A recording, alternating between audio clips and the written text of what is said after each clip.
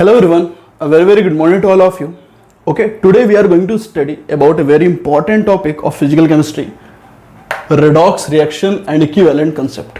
Basically this chapter is also known as stoichiometry 2 या फिर मोल 2. हम लोगों ने अभी रिसेंट चैप्टर अपने फर्स्ट चैप्टर ऑफ केमिस्ट्री में हम लोगों ने एक चैप्टर पढ़ा होगा, some basic concepts of chemistry, जिसको हम मोल कंसेप्ट भी बोलते हैं. That is mole 1. ठीक है, मोल कंसेप्ट को हम दो पार्ट में पढ़ते हैं. ठीक है, कॉम्पिटेटिव पॉइंट ऑफ व्यू से अगर हम देखें तो मोल कंसेप्ट को हम दो पार्ट में पढ़ते हैं. पहला है मोल 1, सेकंड है मोल 2. मोल 1 हम लोगों ने पढ़ रखा है मोल कंसेप्ट में. Today we are going to study about mole 2. ठीक है, ये जो चैप्टर है रिडॉक्स रिएक्शन, इसमें हम क्या पढ़ेंगे? इसमें हम ऑक्सीडेशन, रिडक्शन और डिफरेंट टाइप्स के एन फैक्टर, बहुत इंपॉर्टेंट एन फैक्टर अपन पढ़ेंगे यहाँ पर, जिसको हम वैलेंसी फैक्टर भी बोला करते हैं. और इक्विवेलेंट कंसेप्ट, कई लोगों को इसमें डाउट होता है इक्विवेलेंट क्या होता है, इक्विवेलेंट कंसेप्ट कैसे अपन यूज करते हैं, कैसे अप्लाई करते हैं, उसके बारे में अपन काम करेंगे. और भी डिफरेंट टाइप्स के अपन रिडॉक्स रिएक्शन के क्या करेंगे, टाइप्स अपन पढ़ेंगे. ठीक है, तो फर्स्ट ऑफ ऑल आपको क्या ध्यान रखना है? आपको ध्यान रखना है ये जो चैप्टर है वो भी दो पार्ट में अपन डिवाइड करेंगे. पहला है वो रिडॉक्स रिएक्शन है, second one is equivalent concept.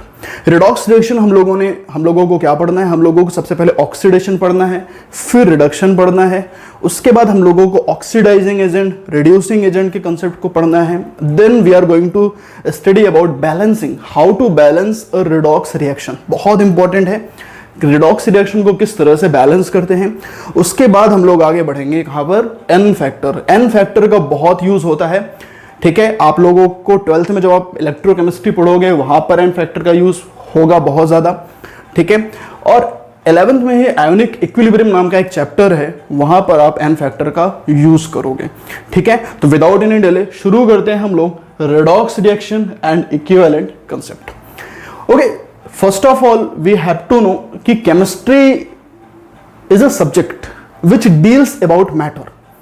Chemistry जो है वो मैटर से डील करता है, and the matter is the fact that changes from one form to another. Matter जो होता है वो एक फॉर्म से दूसरे फॉर्म में क्या होता है? चेंज होता है. और जब मैटर एक फॉर्म से दूसरे फॉर्म में जब ट्रांसफॉर्म होता है, वो क्यों होता है? Due to the transformation of energy. वो एनर्जी की वजह से ट्रांसफॉर्मेशन होता है.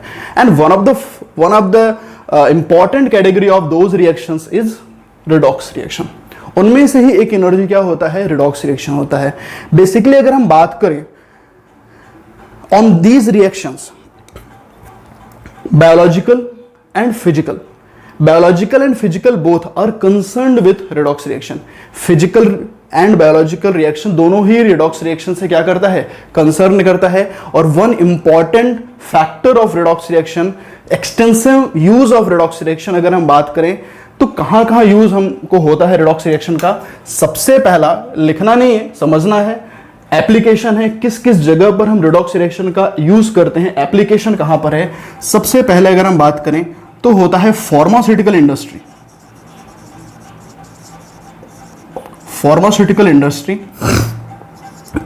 Second one is agricultural industry.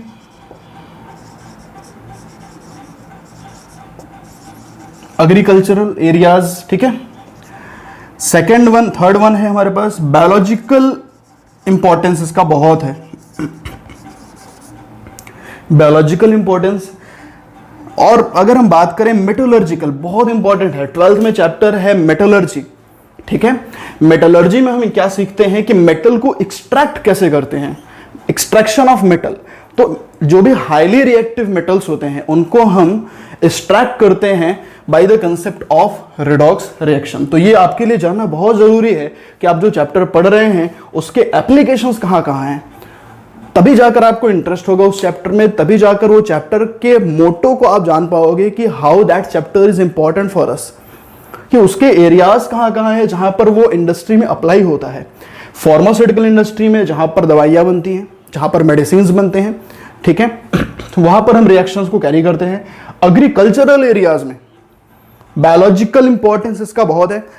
और जो हमने अभी बोला है मेटलर्जिकल इंडस्ट्री, मेटलर्जिकल एरिया, यानी कि जो मेटलर्जी है, एक्सट्रैक्शन ऑफ मेटल्स है, उनमें अपन इसका यूज करते हैं, ठीक है। और इसका जो फैक्ट है, ठीक है, वो अपेरेंट इस बात से होता है कि जो भी फ्यूल हमारे बर्न होते हैं, जो भी हमारे फ्यूल बर्न होते हैं, कहां से, for the energy purposes, fuel burn होते हैं एनर्जी पर्पजेस में, कहां से, फ्रॉम द ट्रांसपोर्ट, जो भी ट्रांसपोर्ट से हमारा फ्यूल बाहर निकलता है, बर्न होता है, ठीक है। या फिर अगर हम बात करें हमारे घरों में जो बैटरीज हैं, बैटरीज आपने देखा है आपके घरों में, इन्वर्टर का बैटरीज है, हर जगह बैटरीज आपने देखा है, सेकेंडरी बैटरी जिसको हम बोलते हैं। तो सेकेंडरी बैटरीज का जो वर्किंग है, ठीक है, जिनको हम क्या बोलते हैं, इलेक्ट्रोकेमिकल सेल, जो भी इलेक्ट्रोकेमिकल सेल का जो वर्किंग होता है वो कैसा होता है, एक एनोड होता है, दूसरे साइड में कैथोड होता है, एनोड पर ऑक्सीडेशन होता है, कैथोड पर रिडक्शन होता है। तो यहां पर भी हमें देखने को मिलता है क्या, एक रिडॉक्स रिएक्शन का फिनोमेना। तो ध्यान रखना इस बात का कि रिडॉक्स रिएक्शन का जो फिनोमेना है वो हर जगह अप्लाई होता है, रिगार्डिंग इन सभी एरिया में तो ज्यादातर यूज होता है। अगर इन्वायरमेंटल इश्यूज की बात करें हम, किसकी, इन्वायरमेंटल इश्यूज की अगर हम बात करें तो आप सबने सुना होगा हाइड्रोजन इकोनॉमी, ठीक है। तो वहां पर जो फ्यूल होता है वो लिक्विड हाइड्रोजन का फ्यूल होता है। अगर हम बात करें हाइड्रोजन इकोनॉमी में तो लिक्विड हाइड्रोजन का क्या है, फ्यूल होता है। ओजोन होल के बारे में आपने सुना होगा, तो ओजोन का जो होल है आजकल वो भी जो है फिगर आउट होने लगे हैं रिडॉक्स रिएक्शन की मदद से, ठीक है। तो ओवरऑल देखो रिडॉक्स रिएक्शन बहुत इंपॉर्टेंट है, ठीक है। कहा यह जाता है जहां पर ऑक्सीडेशन है वहीं पर क्या है, वहां रिडक्शन जरूर होगा। ऑक्सीडेशन कभी अकेला नहीं आता है, रिडक्शन कभी अकेला नहीं होगा। जहां पर oxidation, where there will oxidation there will definitely reduction happens, ठीक है।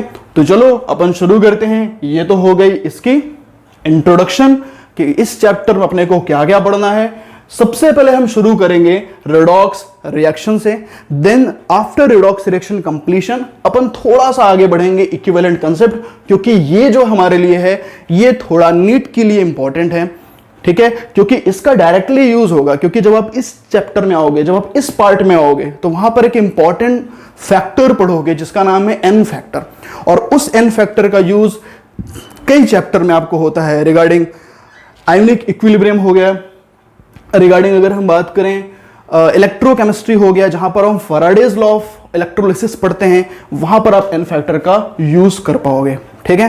तो चलो विदाउट एनी डिले शुरू करते हैं, ठीक है। ये आपको लिखना नहीं, लिखना है तो आप लिख लीजिए, फिर अपन आगे बात करते हैं।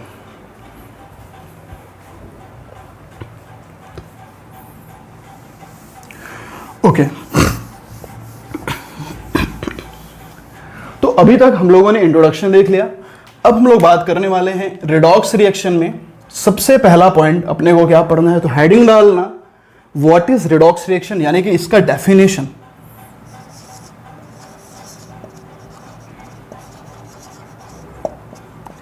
डेफिनेशन, तो डेफिनेशन रिडॉक्स रिएक्शन का बहुत ही सिंपल है।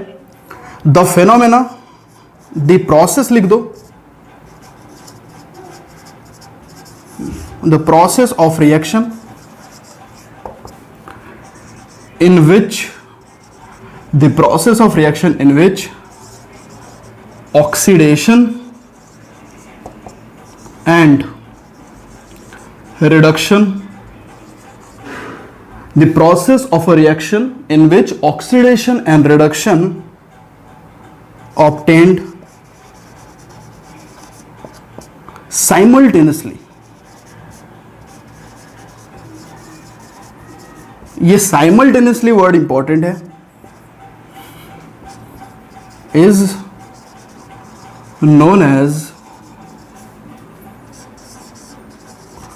Redox reaction. यानी कि एक ऐसा रिएक्शन का प्रोसेस जहां पर ऑक्सीडेशन और रिडक्शन दोनों ही ऑब्टेन्ड हो रहे हैं साइमल्टेनियसली, एक साथ। कोई ऐसा रिएक्शन है जहां पर ऑक्सीडेशन भी हो रहा है और रिडक्शन भी हो रहा है, दोनों एक साथ हो रहा है, उस रिएक्शन को हम क्या बोलेंगे, रिडॉक्स रिएक्शन। तो चलो अपन एक एग्जांपल देख लेते हैं। जैसे मेरे पास एग्जांपल है, जैसे लेट सपोज हमारे पास एग्जांपल है Zn प्लस CuSO4, इसको अपन रिएक्शन कराते हैं। एसिडिक मीडियम में हो रहा है बच्चों, H प्लस लगा दिया हमने, नहीं लगाओगे तो भी कोई टेंशन नहीं है, ठीक है।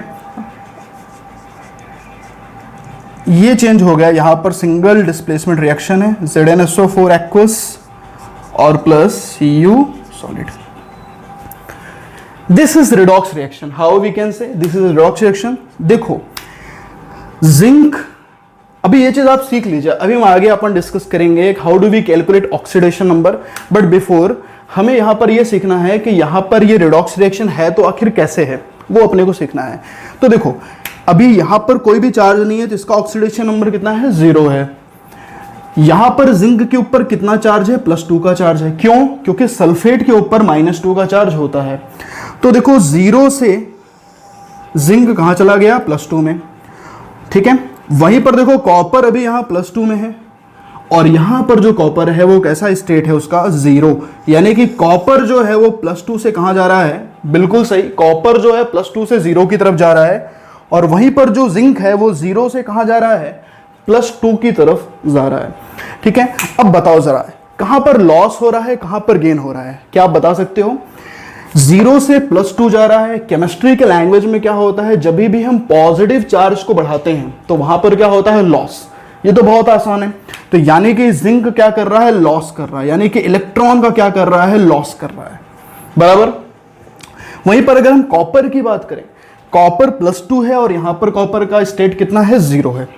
कोई कॉपर के ऊपर यहां पर कोई चार्ज नहीं है, इसलिए Cu के ऊपर चार्ज कितना है, 0 है। बट यहां पर Cu के ऊपर +2 का चार्ज होगा, क्यों? क्योंकि सल्फेट के ऊपर कितना होता है, -2 का चार्ज होता है। तो +2 से 0, तो बताओ इलेक्ट्रॉन का गेन हो रहा है कि लॉस हो रहा है, बिल्कुल सही, इलेक्ट्रॉन का गेन हो रहा है। यानी कि जिस तरह से 0 से +2 की तरफ गए इलेक्ट्रॉन का लॉस हो रहा है, उसी तरह से +2 से अगर हम 0 की तरफ जाएंगे तो इलेक्ट्रॉन का क्या होगा, बिल्कुल सही, गेन होगा। तो यहां पर क्या हो रहा है, गेन ऑफ इलेक्ट्रॉन। बस आपका आंसर आपको मिल गया। डेफिनेशन अभी हम बताएंगे आपको, बट अभी आपको क्या है, ध्यान रखना है, जब भी इलेक्ट्रॉन का लॉस होता है, जब भी इलेक्ट्रॉन का लॉस होता है तो उसको हम ऑक्सीडेशन बोलते हैं, और जब भी इलेक्ट्रॉन का गेन होता है उसको हम रिडक्शन बोलते हैं। तो बताओ जिंक का क्या हो रहा है, बिल्कुल सही, जिंक का क्या हो रहा है बच्चों, ऑक्सीडेशन, क्योंकि जिंक में क्या हो रहा है, इलेक्ट्रॉन का लॉस हो रहा है, ठीक है। वहीं पर क्या है, कॉपर का इलेक्ट्रॉन गेन हो रहा है, कॉपर अपने इलेक्ट्रॉन को गेन कर रहा है। तो बताओ कॉपर का यहां क्या हो रहा है, रिडक्शन हो रहा है कि नहीं हो रहा है? तो इस पूरे रिएक्शन में आप देख रहे हो ऑक्सीडेशन भी हो रहा है और रिडक्शन भी हो रहा है, और दोनों ही साइमल्टेनियसली हो रहे हैं। इस वजह से जो ये रिएक्शन है वो क्या होगा, एक रिडॉक्स रिएक्शन होगा। बोलो होगा कि नहीं होगा? तो रिडॉक्स रिएक्शन क्या होता है, the process of a reaction in which oxidation and reduction takes place या फिर obtained simultaneously is known as, हाँ, is known as redox reaction. तो ठीक है, आप कॉपी करो, फिर अपन इसके आगे अपन बढ़ते हैं। अब ये ऑक्सीडेशन और रिडक्शन क्या होता है, इनमें कैसे अपन अंतर दिखाते हैं, डिफरेंस कैसे अपन बताते हैं, ये बहुत इंपॉर्टेंट है, ऑक्सीडेशन रिडक्शन में डिफरेंस, ठीक है। तो नोट करिए, कॉपी करिए, फिर अपन आगे डिस्कस करते हैं।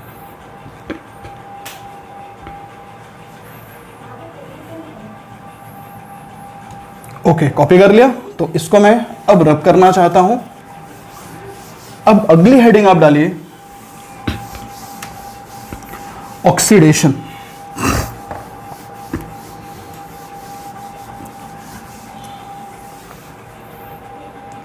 ऑक्सीडेशन हिंदी में इसको बोलते हैं ऑक्सीकरण। खैर हमें हिंदी में नहीं जाना है। ऑक्सीडेशन, देखो दो कंसेप्ट हैं ऑक्सीडेशन के, पहला है क्लासिकल कंसेप्ट, दूसरा है मॉडर्न कंसेप्ट। जो क्लासिकल कंसेप्ट है वो बहुत पहले का है, और मॉडर्न कंसेप्ट क्या है, अभी का है, ठीक है। तो अपन सबसे पहले पढ़ते हैं classical concept. Classical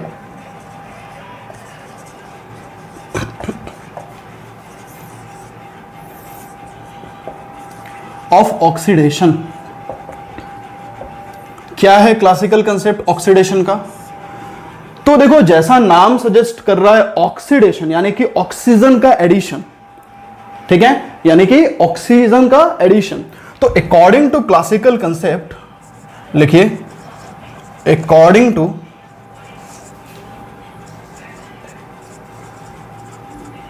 to classical theory,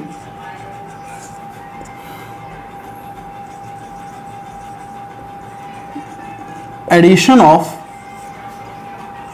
oxygen and removal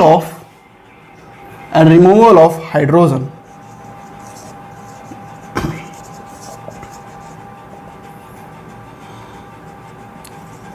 in any reaction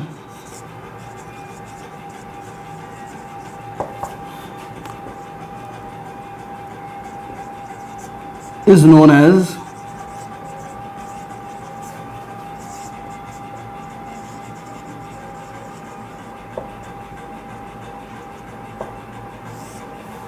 पहले के जो क्लासिकल थ्योरी थे उसमें यह कहा जाता था कि addition of oxygen and removal of hydrogen in any reaction is known as oxidation. That is the classical theory. तो ऑक्सीडेशन किसको कहते थे कि addition of oxygen and removal of hydrogen is known as oxidation. अगर अपन example की बात करें, एग्जाम्पल में आप देखो एडिशन ऑफ ऑक्सीजन, तो देखो सबको पता है कार्बन ने ऑक्सीजन को ऐड किया है, इस वजह से कार्बन का क्या हो रहा है, यहां पर ऑक्सीडेशन हो रहा है कि नहीं हो रहा है। तो यहां पर addition of oxygen. And what about removal of hydrogen? Removal of hydrogen में कोई भी एग्जांपल अपन ले लेते हैं जहां पर हाइड्रोजन रिमूव हो रहा है, ठीक है, रिमूवल ऑफ हाइड्रोजन।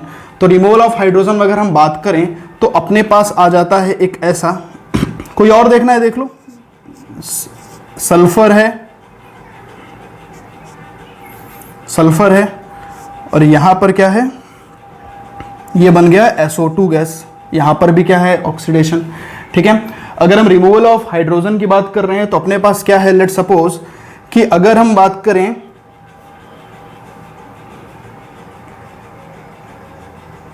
जरा ये रिएक्शन अगर आप देखें तो ये भी ये कैसा है, देखो जो भी हाइड्रोकार्बन का कंबशन होता है, जैसे अपन बात करते हैं CH4 क्या है, मीथेन। इसका अगर हम कंबशन कराते हैं, ऑक्सीजन से रिएक्शन करते हैं, तो ये अपने को क्या देगा, और ये याद भी होना चाहिए आपको कि जब भी हाइड्रोकार्बन का कंबशन होता है, कंबशन का मतलब उसको जलाना, ठीक है, किसके प्रेजेंस में, ऑक्सीजन। ध्यान रहे ऑक्सीजन जो है एक्सेस में होना चाहिए, लिमिटेड नहीं होना चाहिए, ठीक है। अगर लिमिटेड होगा बच्चों तो CO बन जाएगा, कार्बन मोनोऑक्साइड बन जाएगा, ठीक है। तो यहां पर O2 इसलिए मैंने लिखा है, CO2 लिखा है, इसका मतलब O2 क्या है, एक्सेस में ऑक्सीजन। तो जब भी हाइड्रोकार्बन का कंबशन होता है तो देखो यहां पर क्या है, क्या बनता है, CO2 और प्लस H2O। अभी ये रिएक्शन बैलेंस नहीं है, आप बैलेंस के लिए टेंशन ना लीजिए, बैलेंस अपन सीखेंगे। बैलेंस अगर हमें करना है तो अपने को क्या है, हाइड्रोजन यहाँ पर 4 है तो अपने को यहाँ 2 लगा देना है, और ऑक्सीजन कितने हैं यहाँ पे 2, और ये 2 4, तो यहाँ पर 2 लगा देना। अब ये रिएक्शन बैलेंस हो गया है। जरा आप देख लो, कार्बन सिंगल है, यहाँ पर भी कार्बन एक है, यहाँ पर हाइड्रोजन कितने हैं 4, तो यहाँ पर हाइड्रोजन कितने हो गए 4। ऑक्सीजन काउंट करिए, ऑक्सीजन 2 2 जाओ 4, यहाँ पर भी ऑक्सीजन कितने हैं 4 है। तो आप बैलेंसिंग की चिंता ना करें, बैलेंसिंग अभी हम आपको डिस्कस करके बताएंगे, ठीक है। फिलहाल हमारा मुद्दा क्या है, addition of oxygen and removal of hydrogen is known as oxidation.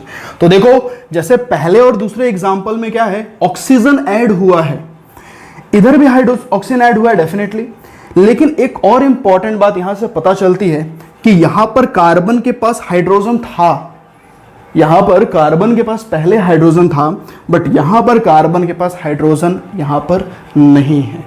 इसका मतलब रिएक्टेंट साइड में हाइड्रोजन है, जिसके साथ प्रोडक्ट साइड में हाइड्रोजन उसके साथ नहीं है।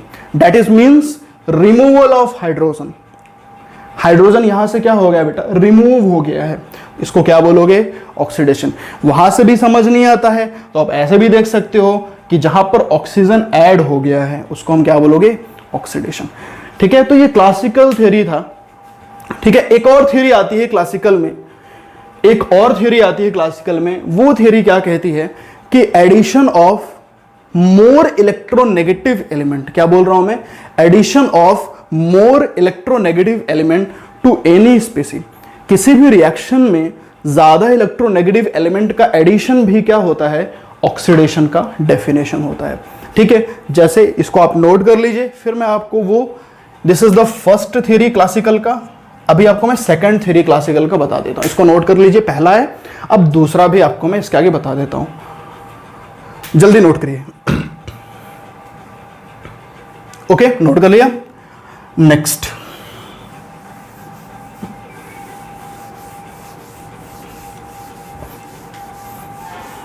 तो ऑक्सीडेशन का ये जो है क्लासिकल थ्योरी फर्स्ट था। अब क्लासिकल थ्योरी सेकंड अपन डिस्कस करने वाले हैं। तो देखो सेकंड में क्या है, according to this theory second में क्या है, if more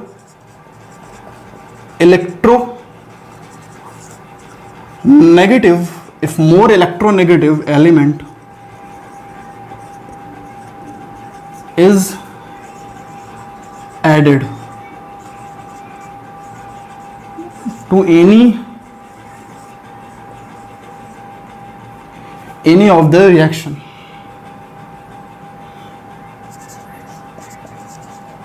to any of the species, is known as oxidation। अब लो, इनसे मिलो, ये भी क्लासिकल थ्योरी ही है। इस थ्योरी में क्या बोला गया है, वो पॉइंट फर्स्ट था, ये पॉइंट सेकंड था। इसमें क्या है कि अगर कोई रिएक्शन है, उस रिएक्शन में ज्यादा इलेक्ट्रोनेगेटिव एलिमेंट ऐड किया जा रहा है तो उसको हम क्या बोलेंगे, ऑक्सीडेशन। अगर एग्जांपल के तौर पे अगर हम बात करें तो देखो, अगर यहां पर डिस्कस करें अगर हम लोग, तो देखो मेरे पास क्या है एग्जांपल में, बहुत ध्यान से देखिएगा, Fe, ये आयरन है, आयरन एक मेटल है, इस वजह से आयरन इलेक्ट्रोपॉजिटिव नेचर का होगा रेदर देन इलेक्ट्रोनेगेटिव। तो Fe को अगर हम क्या करते हैं, Fe को अगर हम बात करते हैं क्लोरीन से मिलाते हैं तो अपने को क्या मिलता है, Cl2, यहां पे ले लेते हैं 2Fe, तो ये अपने को क्या मिलेगा, 2FeCl3। जरा देखें आप, तो यहां पर Fe बैलेंस भी हो गया है, क्लोरीन 6 है, यहां पर भी 6 क्लोरीन है। ठीक, तो यहां पर आपको क्या दिख रहा है, chlorine is more electronegative then iron. Iron से ज्यादा इलेक्ट्रोनेगेटिव कौन होता है, क्लोरीन होता है। इस वजह से ये जो रिएक्शन है, आप यहां पर देख रहे हो क्लोरीन को ऐड किया जा रहा है, chlorine is more electronegative then iron. इस वजह से ये जो रिएक्शन है वो क्या सिग्निफाई करता है, ये रिएक्शन ये सिग्निफाई करता है कि हम इस रिएक्शन में मोर इलेक्ट्रोनेगेटिव एलिमेंट को क्या कर रहे हैं, ऐड कर रहे हैं। इस वजह से ये जो रिएक्शन है वो क्या कहलाएगा, ऑक्सीडेशन। ठीक है, क्लियर ना। दूसरा अगर हम एग्जांपल बात करें तो बिल्कुल सही, Fe को हम ले सकते हैं ऑक्सीजन के साथ, अपने को क्या मिलेगा, Fe2O3। बैलेंस अगर करना है तो बैलेंस कर लीजिए आप। तो बैलेंस अपन कैसे करेंगे इसको, अगर हम ले लेते हैं 2 तो यहाँ पर मेरे को 4 लिखना पड़ेगा, और 3 2 जा 6, तो यहाँ पे कितना लिखेगा 2। तो देख लो बैलेंस, Fe 4 है, ऑक्सीजन 6 है, 3 2 जा 6, और यहाँ पर भी ऑक्सीजन 6 है। तो ये जो रिएक्शन है दोनों बेटा, वो कैसा है, ये ऑक्सीडेशन का रिएक्शन है, क्योंकि यहाँ पर मोर इलेक्ट्रोनेगेटिव एलिमेंट क्या हो रहा है, ऐड हो रहा है। बोलो बात बराबर है, बात समझ में आ रही है। ये दोनों ही क्या थे, क्लासिकल थ्योरी थे। क्या थे, क्लासिकल थ्योरी थे, पहले के टाइम पर थ्योरी थे जब ये रिएक्शन शुरू हुआ। बट लेटर ऑन क्या हुआ कि ये थोड़ा सा क्या है, कंफ्यूजन क्रिएट करने लगे कि भाई इतने डेफिनेशंस हैं। उसके बाद क्या आया, एक नया थ्योरी आया जिसको हम क्या बोलते हैं, मॉडर्न थ्योरी। क्या बोलते हैं हम उसको, मॉडर्न थ्योरी। तो मॉडर्न थ्योरी जो था उसमें क्या था, ठीक है, उसमें क्या बताया गया, ठीक है, वो अपन डिस्कस करने वाले हैं। वो एक ही डेफिनेशन आपको याद रखना है। ये तो ऐसे डेफिनेशन थे जिनकी आपको मैं जानकारी दे रहा था, वो आपको इंफॉर्मेशन होनी चाहिए। बट अभी आगे मैं आपको जो बताऊंगा modern theory, that is the most important definition of oxidation number in recent times. आज के टाइम के लिए वो ज़्यादा एप्रोप्रिएट और ज़्यादा रेलेवेंट डेफिनेशन है जो अब मैं आपको आगे बताऊंगा। तो ठीक है, इसको आप नोट कर लिए। तब तक मैं आपको एक छोटा सा यहां पर चार्ट बना दे रहा हूं ताकि आपको याद रहे ये चीज़। क्लियर ना? जैसे ये है हमारा ऑक्सीडेशन। ऑक्सीडेशन के डेफिनेशन कितने हैं? सबसे पहला ऑक्सीडेशन डेफिनेशन है एडिशन ऑफ ऑक्सीजन। बोलो, याद रहेगा, addition of oxygen. Second definition रहेगा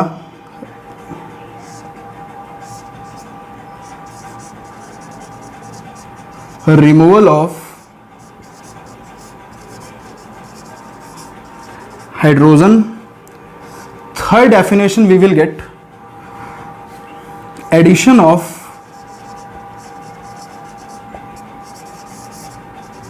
more electronegative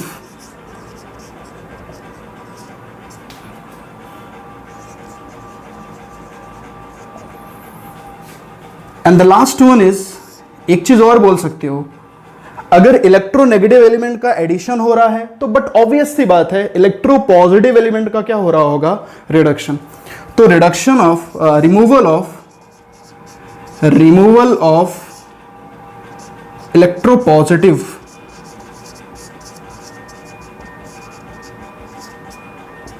एलिमेंट, आप लिखें चाहे ना लिखें ये जरूरी नहीं है। बाकी ये तीन तो आपके लिए क्या थे? इंपॉर्टेंट थे ये तीन। तो एक चार्ट हो गया है जो इंपॉर्टेंट है, आप इतना ही याद कर लो, आपका काम पूरा हो जाएगा। ठीक है, ये रहा ऑक्सीडेशन डेफिनेशन। अब जो रिडक्शन है वो जस्ट इसके अपोजिट है, बस इतना ही आपको लॉजिक लगाना है, कुछ भी नहीं करना है। ऑक्सीडेशन का ये डेफिनेशन है तो रिडक्शन का डेफिनेशन क्या होगा? बिल्कुल सही, इसके जस्ट अपोजिट होगा। जो रिडक्शन का क्लासिकल कंसेप्ट है वो इसके जस्ट अपोजिट होगा। जैसे अगर मैं यहां रिडक्शन लिखूंगा, रिडक्शन का डेफिनेशन क्या हो जाएगा? Addition of hydrogen, removal of oxygen, addition of more electropositive element, removal of more electronegative element. तो जैसा ऑक्सीडेशन का सिनेरियो है जस्ट उसके अपोजिट रिडक्शन का डेफिनेशन हो जाएगा। बोलो, उसको कराने की आई थिंक आपको जरूरत नहीं होगी। बस आपको क्या करना है, जैसे ऑक्सीडेशन आप देख रहे हो उसके जस्ट अपोजिट आपको क्या देख लेना है? रिडक्शन देख लेना है। ठीक है, समझ गए?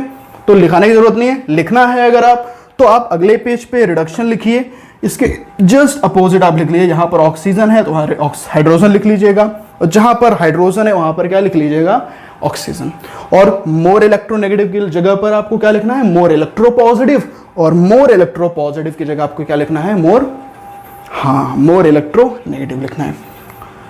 ठीक है, चलिए इसको रब करता हूं मैं, फिर बात करते हैं मॉडर्न थ्योरी ऑफ ऑक्सीडेशन। चलो, ये तो क्लासिकल थ्योरी हो गया फिनिश। अब अपने को बात करना है modern theory of oxidation and reduction. तो रिडक्शन लिख लोगे? तो रिडक्शन आपको लिखना है, ये वर्क है मेरी तरफ से, आपको लिखना है वो रिडक्शन। और रिडक्शन लिखोगे कैसे? ऑक्सीडेशन का जस्ट अपोजिट। ऑक्सीडेशन का क्लासिकल थ्योरी जो जो लिखा है ना, रिडक्शन जस्ट उसके अपोजिट है। ठीक है, एग्जाम्पल में टेंशन न लेना, जो भी एग्जाम्पल ऑक्सीडेशन का है उसके जस्ट रिवर्स कर देना, आपको मिल जाएगा उसका रिडक्शन का एग्जाम्पल। ठीक है, चलो अभी बात करते हैं अपन मॉडर्न थ्योरी। और ये जो थ्योरी है ये इंपॉर्टेंट है। This theory is important because आप आगे जो भी चैप्टर में यूज करोगे ऑक्सीडेशन का डेफिनेशन, वो सिर्फ इसी डेफिनेशन को आप यूज करोगे। ठीक है, इस वजह से ये जो है ज्यादा इंपॉर्टेंट है। तो modern theory of oxidation and reduction.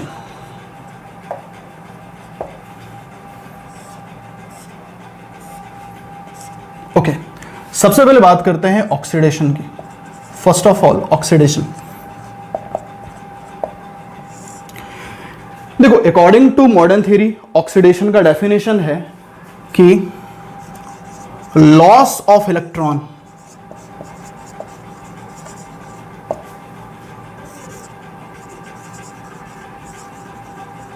From any species, loss of electron from any species are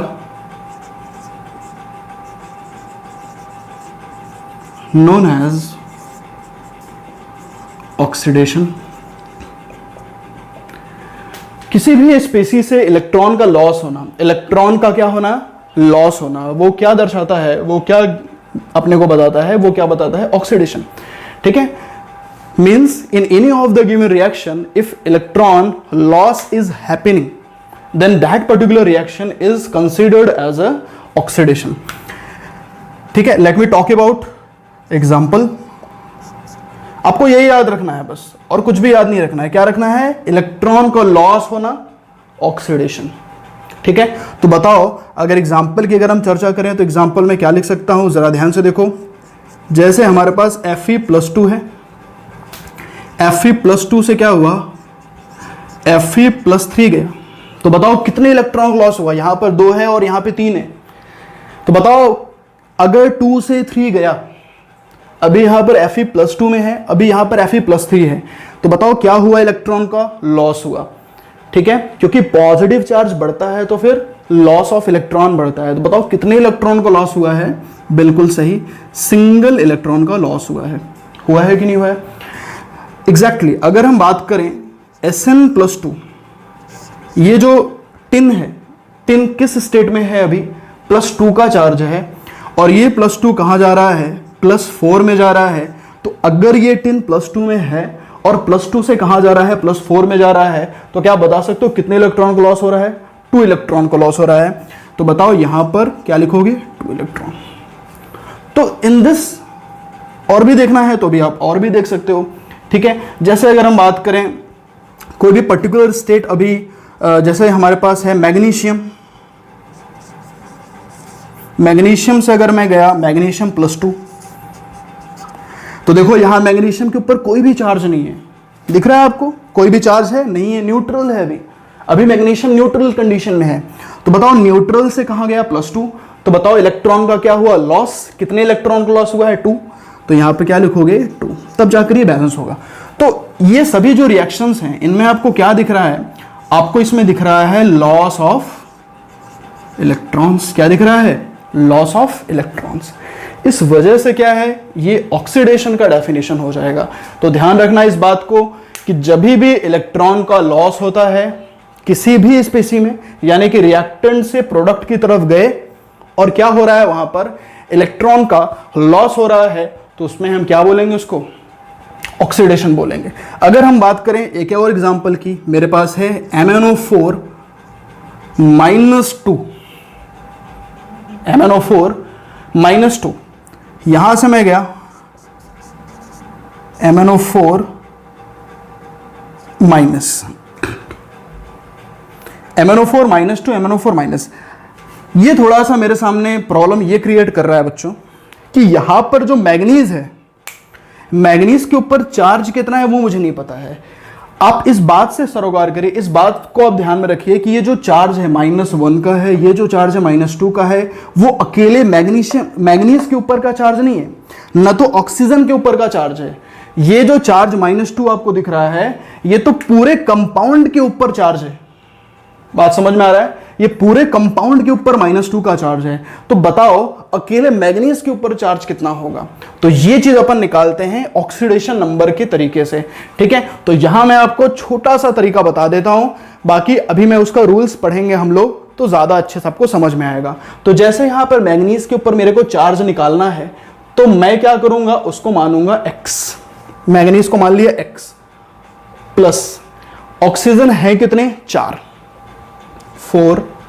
और हर एक ऑक्सीजन पर चार्ज कितना होता है, -2 का होता है। वो सारा आगे अपन बताएंगे कि -2 होता है कि -1 होता है कि हाफ होता है, कितना होता है, वो सारा चीज अपन डिस्कस करेंगे।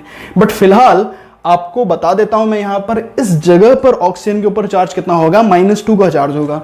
तो -2 इक्वल टू, और तो कुछ है नहीं, मैंगनीज को मान लिया x, ऑक्सीजन को मान लिया -2, और ऑक्सीजन है कितने 4, तो 4 इंटू -2, और ये पूरे के पूरे कंपाउंड के ऊपर चार्ज कितना है, हाँ -2 का चार्ज है। बस इसको यहां रख दीजिए। अगर चार्ज कुछ भी ना होता तो तो 0 रख देते, अगर कुछ भी चार्ज ना होता तो 0 रख लेते, बट है अभी -2, इसको आप सॉल्व कर लीजिए बहुत आसानी से। तो कितना हो जाएगा, +6 आएगा। आएगा कि नहीं आएगा, +6। तो यहां पर हमने कैलकुलेट कर लिया कि मैग्नीज के ऊपर चार्ज बच्चों कितना है, +6। सिमिलरली अगर हम इसको कैलकुलेट करें तो x करो आप लोग, x plus 4 into -2 equal to -1, यही करा है आपने। फिर से बोल रहा हूं, x plus 4 into -2 equal to -1, that is equal to mn +7। आ गया। तो आप देख रहे हो +6 से +7 जा रहे हो आप, यानी कि यहां पर चार्ज कम है, यहां पर चार्ज क्या है, ज्यादा है। तो अगर पॉजिटिव चार्ज बढ़ेगा तो क्या होगा, हाँ लॉस होगा। होगा कि नहीं होगा, लॉस। ठीक है, तो +6 से +7 कितने का लॉस हो रहा है, 1 इलेक्ट्रॉन का लॉस हो रहा है। हो रहा है कि नहीं हो रहा है। तो यहां पर भी क्या हो रहा है, ऑक्सीडेशन फिनोमेना हो रहा है। ठीक है, तो ये चीज होता है oxidation from modern theory of oxidation. बोलो बात समझ में आ रही है। अच्छा, एक डेफिनेशन और दे सकते हो आप ऑक्सीडेशन की, बोलो क्या। अगर ऑक्सीडेशन नंबर, ये जो चार्ज होता है ना बच्चों, इनको हम ऑक्सीडेशन नंबर बोला करते हैं। क्या बोला करते हैं, ऑक्सीडेशन स्टेट या फिर ऑक्सीडेशन नंबर। कहने का मतलब क्या है, ऑक्सीडेशन स्टेट बोलो या फिर ऑक्सीडेशन नंबर बोलो। एनसीईआरटी के पॉइंट ऑफ व्यू से अगर हम बात करें तो उसमें यह लिखा गया है कि oxidation number and oxidation state both are same, दोनों ही क्या है, सेम है। बट एक्चुअली थोड़ा स्लाइटली क्या है, इन दोनों में डिफरेंस है। दोनों सेम नहीं है, थोड़ा बहुत डिफरेंस है, वो मैं आपको आगे बता दूंगा। बट एनसीईआरटी में ये चीज लिखा हुआ है कि दोनों ही क्या है, सेम है। तो हमें सेम मानकर चलना है, यानी कि जो ऑक्सीडेशन नंबर होगा वही ऑक्सीडेशन स्टेट होगा। अगर बात करें यहां पर Mn के ऊपर +6 का चार्ज है, इसका मतलब मैग्नीज का ऑक्सीडेशन नंबर या फिर मैग्नीज का ऑक्सीडेशन स्टेट यहां पर कितना है, +6 है। सिमिलरली यहां पर मैग्नीज का ऑक्सीडेशन नंबर कितना है, +7 है। तो इस रिएक्शन को हम क्या बोल रहे हैं, नहीं रिडॉक्स तो है आपके मन में, रिडॉक्स नहीं, कि रिडॉक्स क्यों नहीं होगा, क्योंकि बेटा अभी यहां सिर्फ ऑक्सीडेशन ही हो रहा है ना, अभी रिडक्शन थोड़ी ना हो रहा है। ठीक है, तो रिडॉक्स तो तब होता है जब ऑक्सीडेशन भी हो और रिडक्शन भी हो। यहां पर तो सिर्फ मैं ऑक्सीडेशन की बात कर रहा हूं, तो यहां पर ऑक्सीडेशन ये रिएक्शन है। तो ऑक्सीडेशन कब होगा, जब ऑक्सीडेशन नंबर बढ़ेगा। बात समझ में आ रही है। ठीक है, तो यानी कि एक और डेफिनेशन अपने को समझ में आ गई, when oxidation number increases it is known as oxidation. बिल्कुल समझ में आ रहा है। तो ऑक्सीडेशन की एक और डेफिनेशन हमें मिल गई, अगर ऑक्सीडेशन नंबर बढ़ता है। अच्छा, इसको वैलेंसी भी बोलोगे, क्या बोलोगे, वैलेंसी। अगर वैलेंसी बढ़ रहा है तो ऑक्सीडेशन, अगर ऑक्सीडेशन नंबर बढ़ रहा है तो ऑक्सीडेशन नंबर ही तो बढ़ रहा है। देखो +6 से +7, 0 से +2, +2 से +4, ये सब क्या है, these are the oxidation numbers, these are the oxidation states. समझ में आ रहा है। तो अगर ऑक्सीडेशन नंबर बढ़ेगा या फिर ऑक्सीडेशन स्टेट बढ़ेगा तो उसको हम क्या बोलेंगे, ऑक्सीडेशन। आ रही समझ में। तो ये चीज भी लिख लो ऑक्सीडेशन का, कि if oxidation number increases then it is known as, लिख लोगे। चलो मैं लिख देता हूं। तो यहां पर एक और अल्टरनेट डेफिनेशन आप लिख लेना, लगाकर कुछ भी नोट बना के लिख लेना। ठीक है, नोट करके लिख लेना, कोई टेंशन नहीं है। इफ ऑक्सीडेशन नंबर, अब ऑक्सीडेशन नंबर निकालते कैसे हैं, अभी तो ये मैंने आपको नॉर्मल तरीका बताया, अभी और भी मेथड्स अपन सीखेंगे आगे।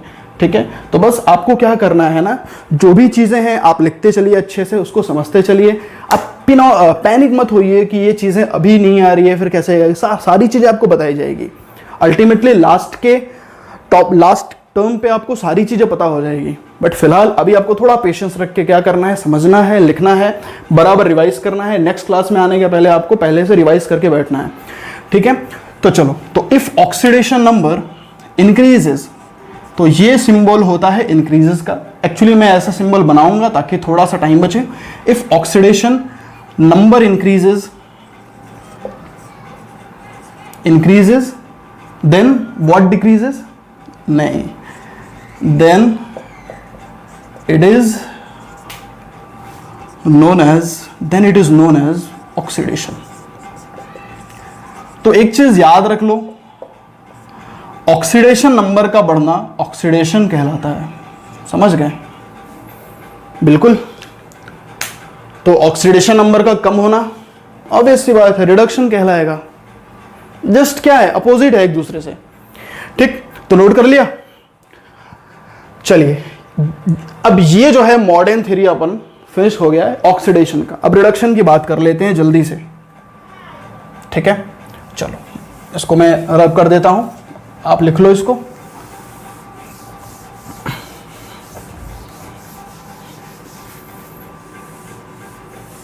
चलिए,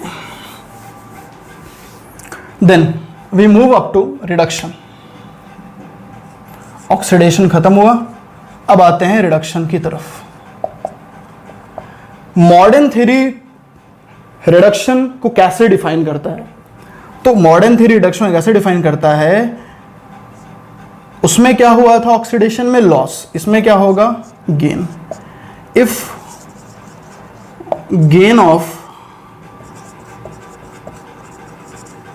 electron is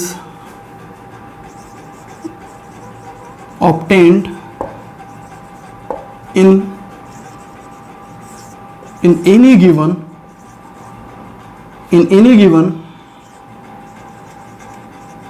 reaction, then it is known as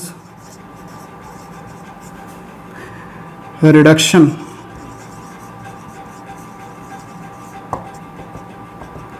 अब समझो, अगर किसी भी रिएक्शन में गेन इलेक्ट्रॉन का होगा, इलेक्ट्रॉन का क्या होगा? गेन, यानी कि गेन ऑफ इलेक्ट्रॉन, तो उसको हम क्या बोलेंगे? रिडक्शन। जिस तरह से किसी रिएक्शन में लॉस हो रहा था तो उसको हम ऑक्सीडेशन बोला करते थे, अभी किसी रिएक्शन में अगर गेन होगा इलेक्ट्रॉन का उसको हम क्या बोलेंगे? रिडक्शन बोलेंगे। जैसे अगर हम बात करें एग्जांपल की, फॉर एग्जांपल यही ले लेते हैं MnO4 माइनस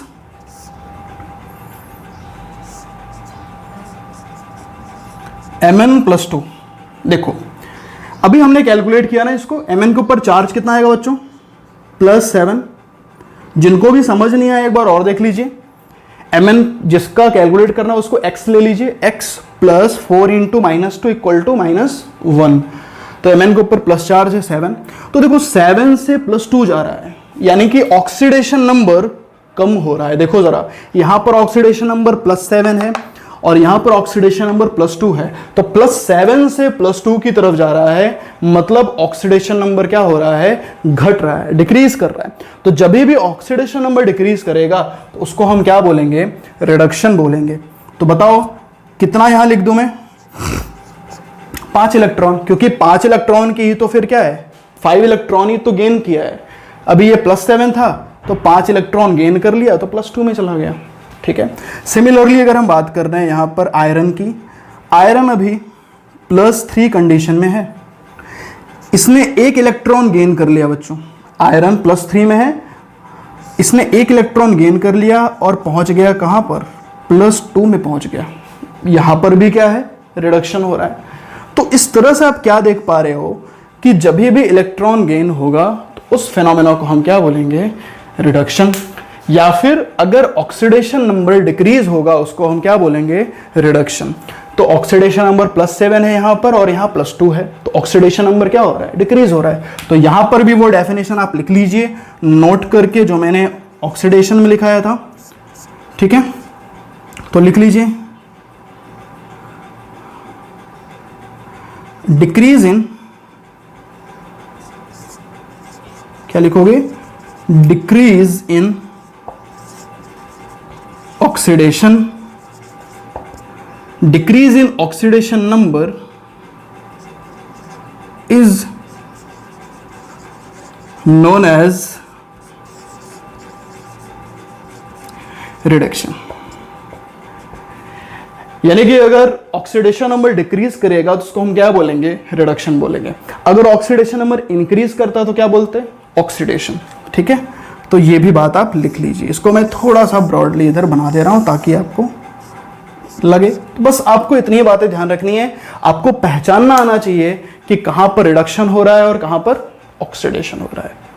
ठीक है, और किसी रिएक्शन में ये दोनों ही एक साथ होते हैं तो उस रिएक्शन को हम क्या बोलते हैं, रिडॉक्स रिएक्शन बोलते हैं। बोलो बात समझ में आ रही है? ठीक है, तो ये यही डेफिनेशन है हमारे ऑक्सीडेशन के और रिडक्शन के। तो फिर से मैं आपको रिवाइज करा देता हूं, उसके पहले आप लिख लीजिए जरा। ठीक है, फिर से मैं आपको रिवाइज करा देता हूं। तो देखो, ऑक्सीडेशन रिडक्शन के क्लासिकल कंसेप्ट थे। क्लासिकल कंसेप्ट हमारे क्या थे, दो टाइप के थे। पहला था according to the first classical concept क्या था कि जब भी ऑक्सीजन का, ऑक्सीडेशन किसको बोलते हैं, जब भी ऑक्सीजन का गेन होता है, हाइड्रोजन का रिमूवल होता है, तो उसको हम क्या बोलते हैं, ऑक्सीडेशन। उसी तरह से क्या है, सिमिलरली रिडक्शन क्या होता है क्लासिकल कंसेप्ट के according, addition of hydrogen while removal of oxygen, उसको हम क्या बोलते हैं, रिडक्शन। दूसरा क्लासिकल कंसेप्ट क्या था कि addition of more electronegative element to any of the species is known as oxidation. और रिडक्शन में क्लासिकल कंसेप्ट क्या था, addition of more electropositive element while removal of more electronegative element. Similarly modern concept हम लोगों ने देखा कि जहां पर हमने ये सीखा कि कभी भी इलेक्ट्रॉन को लॉस होता है किसी भी स्पीसी में तो उसको हम क्या बोलते हैं, ऑक्सीडेशन। और अगर कभी भी इलेक्ट्रॉन का गेन होता है किसी भी रिएक्शन में तो उसको हम क्या बोलते हैं, रिडक्शन। ठीक है, जो भी चार्जेस होते हैं एलिमेंट पर उनको हम ऑक्सीडेशन नंबर बोला करते हैं। ठीक है, ऑक्सीडेशन नंबर अगर बढ़ेगा तो ऑक्सीडेशन कहलाएगा, ऑक्सीडेशन नंबर अगर डिक्रीज करेगा तो वो रिडक्शन कहलाएगा। बात बराबर है? ठीक है, तो अब हम यहां पर देखने वाले हैं ऑक्सीडेशन नंबर के बारे में और how do we calculate oxidation number. ये बात बहुत इंपॉर्टेंट है, तो तैयार हो आप? ठीक है, तो आप इसको नोट कर लिए हो, तो फिर आपको नोट कर लिया है तो फिर आगे आप हेडिंग डालना ऑक्सीडेशन नंबर और ऑक्सीडेशन स्टेट, क्योंकि दोनों ही एक ही हैं। ठीक है, नहीं तो फिर आप उसको नोट कर लीजिए।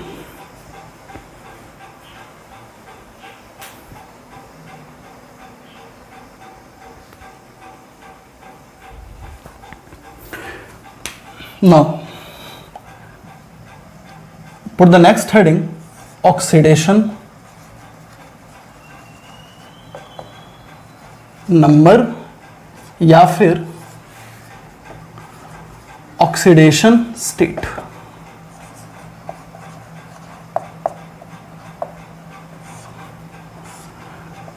ओके, अब ये ऑक्सीडेशन नंबर देखो, अभी हमने निकालना तो सीखा था, बट ऐसा नहीं है कि उसी तरह से ऑक्सीडेशन नंबर हर बार हम निकालेंगे।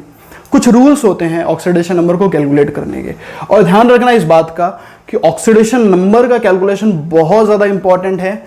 हर साल देखा जाए नीट में या फिर जेईई में और अदर कॉम्पिटिटिव एग्जामिनेशंस में आपको यहां से क्वेश्चन जरूर मिलते हैं जहां पर आपको सिर्फ पूछा जाता है कैलकुलेट ऑक्सीडेशन नंबर्स।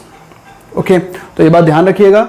इसी ऑक्सीडेशन नंबर के हेल्प से आप आसानी से बैलेंसिंग कर पाओगे, क्योंकि बिना उसके बैलेंसिंग आप नहीं कर पाओगे। ठीक है, तो ये बहुत इंपॉर्टेंट, इस बात का ध्यान रखना है ऑक्सीडेशन नंबर निकालना, क्योंकि उसी के हेल्प से आप एन फैक्टर भी निकालते हो। तो फर्स्ट ऑफ ऑल आपको ऑक्सीडेशन नंबर सीखना बहुत इंपॉर्टेंट है। तो बात यहां पर आती है ऑक्सीडेशन नंबर होता क्या है या फिर ऑक्सीडेशन स्टेट क्या होता है। जैसा कि दोनों सेम ही होते हैं, थोड़ा बहुत डिफरेंस होता है, बट वो आपको बाद में बताऊंगा। देखो, जैसे मेरे सामने है MgCl2, सभी को दिख रहा है? थोड़ा मैं बड़ा बना देता हूं ताकि आपको अच्छे से दिखाई दे। मेरे सामने है MgCl2। आपको अगर मैं पूछूं कि Mg के ऊपर चार्ज कितना आएगा तो आप बोलोगे कितना, +2 आएगा कि नहीं आएगा? अगर मेरे पास AlCl3 है, मैं आपसे पूछूं कि एल्यूमिनियम के ऊपर चार्ज कितना आएगा, आप क्या बोलोगे, +3। बात बराबर है। सिमिलरली अगर मैं आपसे बोलूं कि मेरे पास NaCl है, ठीक है, चलो मैं बार बार Cl ले रहा हूं, तो चलो मैं ले लेता हूं NaBr, तो बताओ Na के ऊपर चार्ज कितना आएगा, प्लस आएगा कि नहीं आएगा, +1 का चार्ज आएगा। लेकिन अगर मैं आपसे पूछूं CO2 में कार्बन के ऊपर चार्ज कितना आएगा तो आप क्या बोलोगे, आप क्या बोलोगे, सर ये तो आयनिक कंपाउंड है नहीं। तो आपके जहन में एक बात है कि जो भी आयनिक कंपाउंड होता है, क्योंकि हम लोगों ने सीखा है कि जो भी आयनिक कंपाउंड होता है उसके पास ही क्या होते हैं, आयंस होते हैं। केटायंस हो गया और एनायंस हो गया, यानी कि चार्ज। तो अभी आपको पता है कि CO2 क्या है, एक कोवेलेंट कंपाउंड है। तो CO2 कंपाउंड कोवेलेंट होने की वजह से कार्बन के ऊपर कोई चार्ज नहीं होना चाहिए, बट ये गलत है। कार्बन के ऊपर भी एक चार्ज होता है। हाँ, वो चार्ज रियल नहीं होता है आयोनिक की तरह, वो एक वर्चुअल चार्ज होता है। बोलो बात समझ में आ रही है? तो चार्जेस भी दो प्रकार के होते हैं, दो टाइप के होते हैं। पहला जो होता है वो रियल चार्ज होता है, दूसरा होता है वर्चुअल चार्ज होता है। तो इसके ऊपर भी चार्ज होता है। आपको ही सिखाया है कि अगर कंप्लीट न्यूट्रलाइजेशन होता है तो उसको हम आयनिक कंपाउंड बोलते हैं। आयनिक कंपाउंड में कंप्लीट न्यूट्रलाइजेशन हैपन होता है, और जो कोवेलेंट होता है कंपाउंड उसमें पार्शियल पोलराइजेशन होता है। तो चार्जेस बेटा वहां पर भी होते हैं, बिल्कुल होते हैं, ठीक है। चार्जेस क्योंकि कोई भी पर्टिकुलर कंपाउंड 100% कोवेलेंट तो नहीं हो सकता ना, नहीं कोई पर्टिकुलर कंपाउंड 100% आयोनिक होता है। There must be some covalent character in it. ये चीज हम लोगों ने केमिकल बॉन्डिंग में पढ़ा है, फैजान रूल में, कि none of the any compound is 100% ionic, there will be some sort of percentage of covalent character in it. तो ये बात क्लियर है कि अगर ये कोवेलेंट है तो ये पूरी तरह से कोवेलेंट तो नहीं होगा, अगर ये आयोनिक है तो ये पूरी तरह से आयोनिक भी नहीं होगा।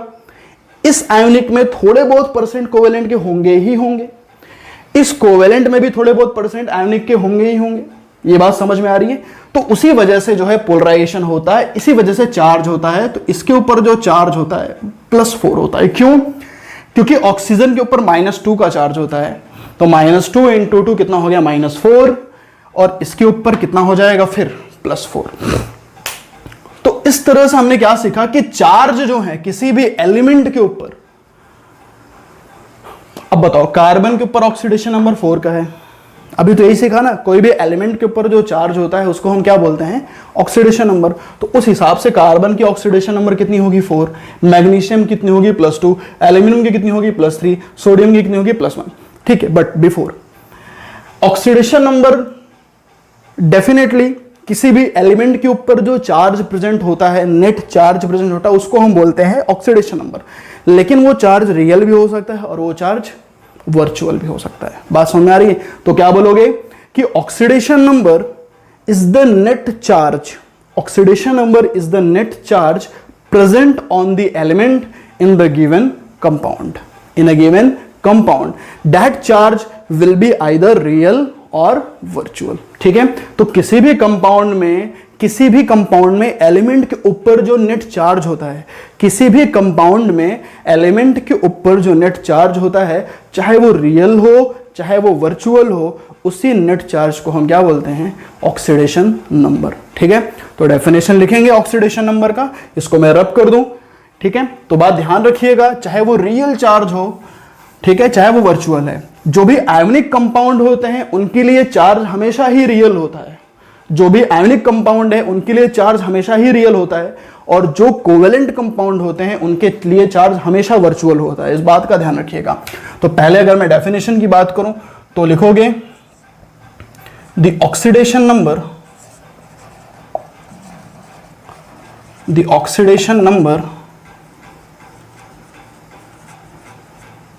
और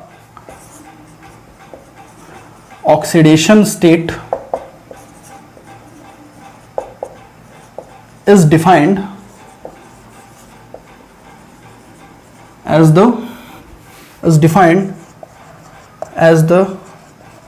net charge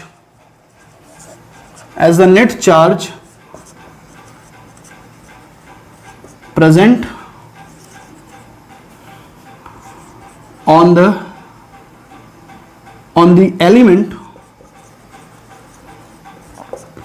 एलिमेंट के ऊपर नेट चार्ज कितना प्रेजेंट है। अब यहां पर क्या लिखेंगे, आइदर रियल या फिर बेटा वर्चुअल, आइदर रियल और वर्चुअल, आइदर रियल और virtual in a given compound, किसी भी कंपाउंड में, ठीक है। तो ये बात याद रखेंगे आप, यही होती है इसकी डेफिनेशन। तो क्या बोला आपने, द ऑक्सीडेशन नंबर और ऑक्सीडेशन स्टेट दोनों ही क्या है, सेम है।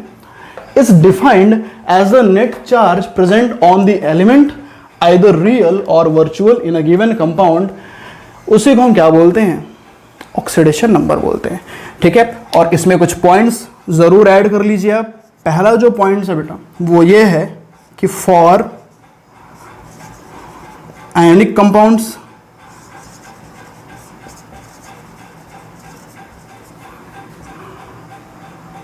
ठीक है, आयनिक कंपाउंड के लिए जो चार्ज होगा वो हमेशा रियल होगा।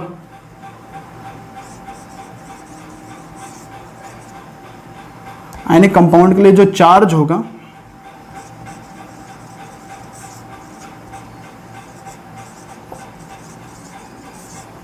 Always real. आयनिक कंपाउंड के लिए जो चार्ज है वो हमेशा ही रियल होगा। फॉर एग्जांपल अगर हम बात करें, मेरे पास ढेरों आयनिक कंपाउंड, जैसे मान लो MgO है, ये भी एक आयनिक कंपाउंड है। इसमें जो मैग्नीशियम के ऊपर +2 का चार्ज है ना, वो ये मैग्नीशियम का रियल चार्ज है, ये वर्चुअल चार्ज नहीं है, ये रियल चार्ज। यानी कि मैग्नीशियम ने अपने पूरे 2 इलेक्ट्रॉन को लूज किया है और ऑक्सीजन ने पूरे 2 इलेक्ट्रॉन को ले लिया है। तो मैग्नीशियम ने अपने पूरे इलेक्ट्रॉन को लूज किया है, बट कार्बन के ऊपर जो +4 का चार्ज था वो पूरा 4 इलेक्ट्रॉन लूज नहीं किया था, वहां पर क्या था, वो वर्चुअल चार्ज था, ठीक है। और भी एग्जांपल लोगे, ले लो, कोई भी आप ले लो, कौन सा लेना चाहते हो एग्जांपल। जैसे मेरे पास है कैल्शियम का CaF2, ठीक है, CaF2, यहां पर भी कैल्शियम के ऊपर +2 का चार्ज आएगा। तो इस तरह से AlCl3 यहां पर एक्सेट्रा। तो ये जो एग्जांपल, ये सभी आयनिक कंपाउंड है और इन सभी के ऊपर जो चार्जेस हैं वो पूरी तरह से क्या है, रियल चार्ज है। यहाँ पर फ्लोरीन के ऊपर -1 का चार्ज है, ऑक्सीजन के ऊपर -2 का है, यहाँ पर क्लोरीन के ऊपर -1 का चार्ज है। आ रहा समझ में। तो आयनिक कंपाउंड के लिए जो चार्ज है वो हमेशा ही रियल होंगे, ठीक है। और कोवेलेंट कंपाउंड के लिए क्या होंगे, जो चार्ज होंगे, बिल्कुल सही, वो वर्चुअल होंगे। तो यहां पर मैं लिख देता हूं, for covalent compounds charge is always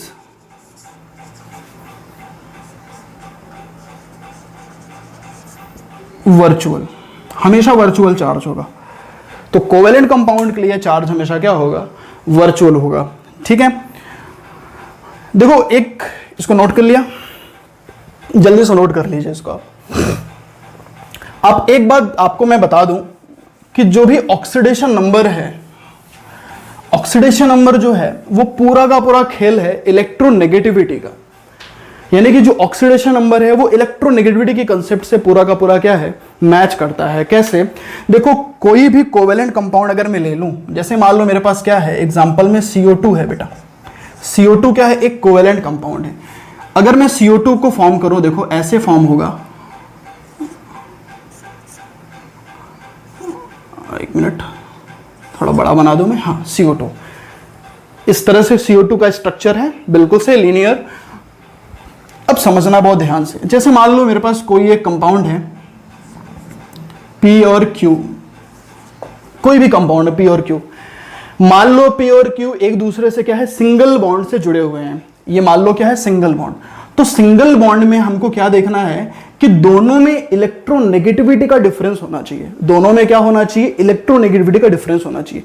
अब ये इलेक्ट्रोनेगेटिविटी क्या है, आई होप आपको पता होगा इलेक्ट्रोनेगेटिविटी, उसका आपको वैल्यूज भी पता होंगी। वो सारी चीजें आप पहले पढ़े ही होगे, नहीं पढ़े होगे तो आगे पढ़ लोगे, ठीक है। तो बस आपको यहां पर क्या देना है, ध्यान कि दोनों में डिफरेंस होना चाहिए। मैं मान लेता हूं सपोज कि P is more electronegative, P क्या है, ज्यादा इलेक्ट्रोनेगेटिव है, और जो Q है वो लेस इलेक्ट्रोनेगेटिव है। बात बराबर, P ज्यादा इलेक्ट्रोनेगेटिव है और Q क्या है, लेस इलेक्ट्रोनेगेटिव है, और दोनों में सिंगल बॉन्ड बना है। अब समझने की कोशिश करना कि चार्ज कैसे आता है।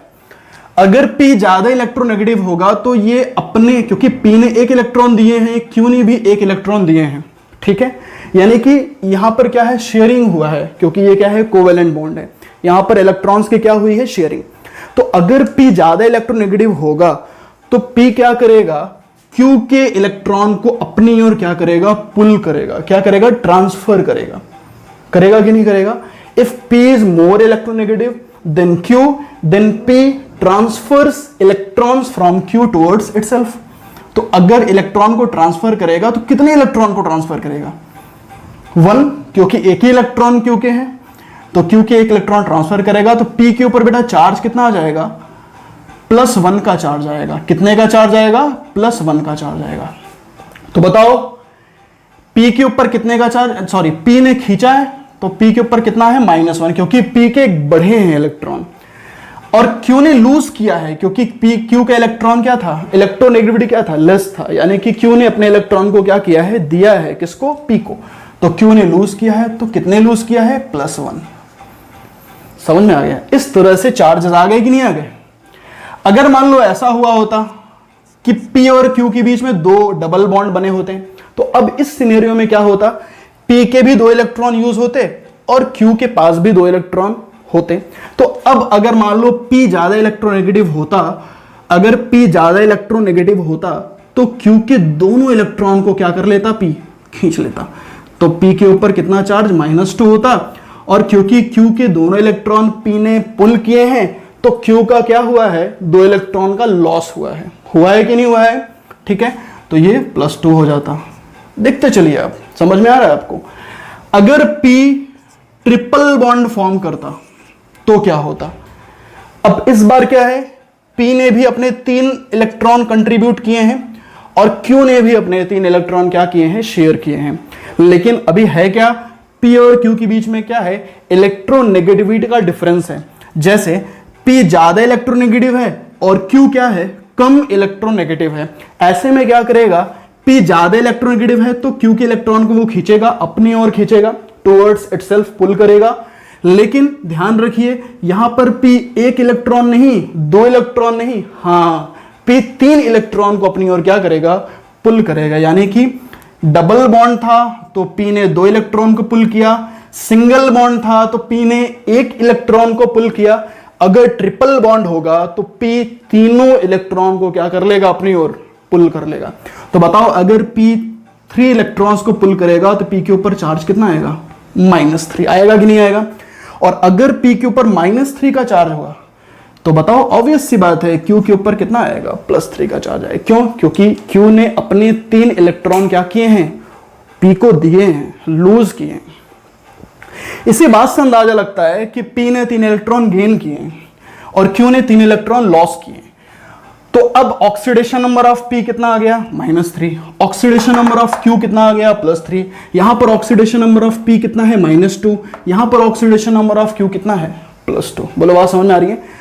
अब इसी तरह से जरा यहां पर बताइए, ये तो अपना कंसेप्ट हो गया।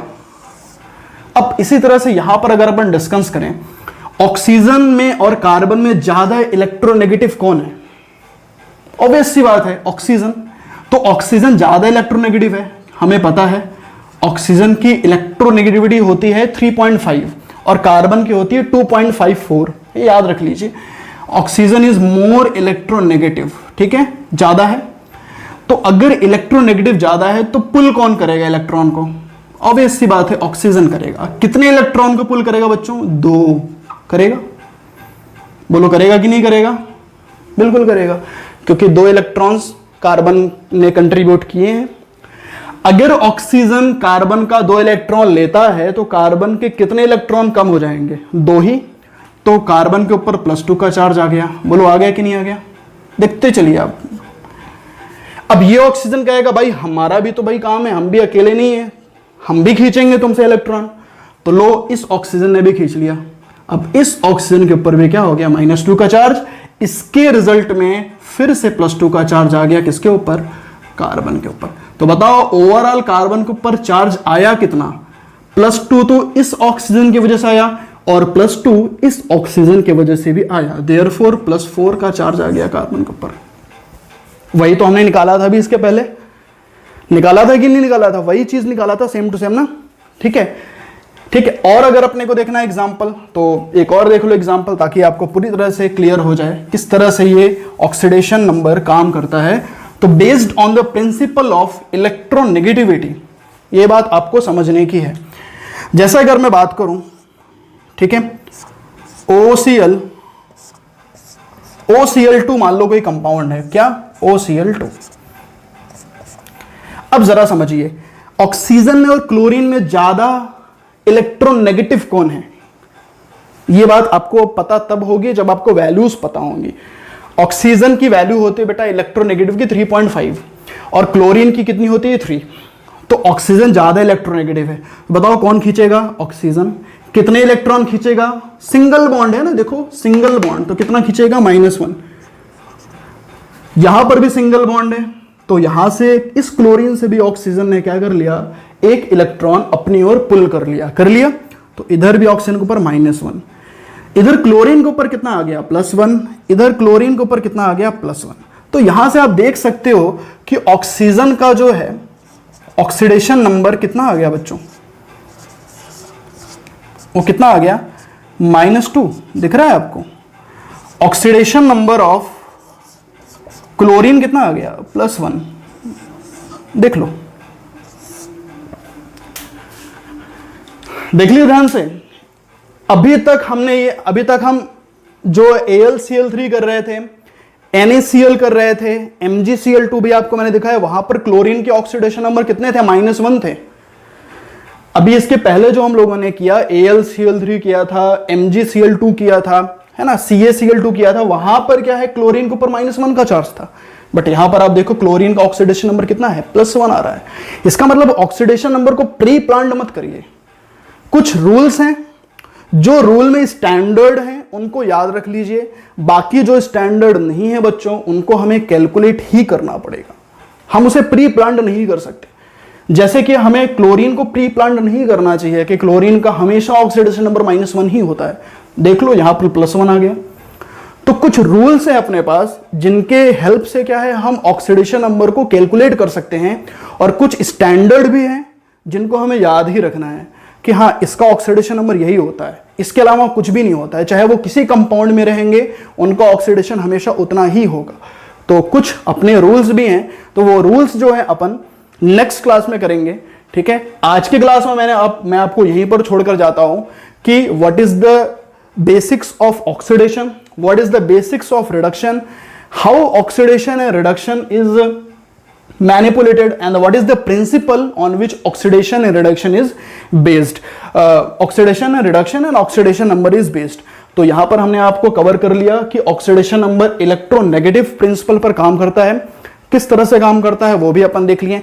जाते जाते एक और एग्जांपल आपको करके मैं दिखा देता हूं, OF2। चलो इसको अपन छोड़ देते हैं, एक और लेते हैं। चलो ले लेते हैं OF2 ही ले लो। यहां पर अगर आप देखो तो OF2 सभी को दिख रहा है, OF2। यहां पर फ्लोरीन ज्यादा इलेक्ट्रोनेगेटिव होता है ऑक्सीजन के कंपेयर में। तो बताओ कौन खींचेगा? यहां पर ऑक्सीजन नहीं खींचेगा बच्चों, फ्लोरीन पुल करेगा, क्योंकि फ्लोरीन इज मोर इलेक्ट्रोनेगेटिव। समझ रहे हो, फ्लोरीन ज्यादा इलेक्ट्रोनेगेटिव है, तो जब पुल करेगा तो फ्लोरीन के ऊपर -1, ऑक्सीजन के ऊपर उल्टा +1। इधर भी फ्लोरीन पुल करेगा, फ्लोरीन के ऊपर -1, ऑक्सीजन के ऊपर +1। तो ओवरऑल जो ऑक्सीजन है उसके ऊपर +2 का चार्ज आ जाएगा। तो यहां से भी अपने को समझ में आया कि ऑक्सीजन को भी प्री प्लान्ड नहीं करना चाहिए आपको, कि पहले से आप ये सोच लिए हो कि ऑक्सीजन के ऊपर हमेशा -2 आएगा, बट गलत है। यहां पर ऑक्सीजन के ऊपर +2 आ गया। तो ये बात जरूरी है कि we have to know what is the rules of the oxidation number and what is the certain standards pertaining to this chapter oxidation number. By that particular rules we can able to conclude and we can able to construct the particular values of oxidation number. तो ये बहुत important है, वो अपन next class में cover करेंगे। तो आज के लिए ये चीज आपको मैं छोड़ के जाता हूं, इसको आप कॉपी कर लीजिए, फिर अपन मिलते हैं नेक्स्ट क्लास में। आई होप ये सारी चीजें आप पढ़कर आएंगे। तब तक के लिए thank you so much, have a nice day.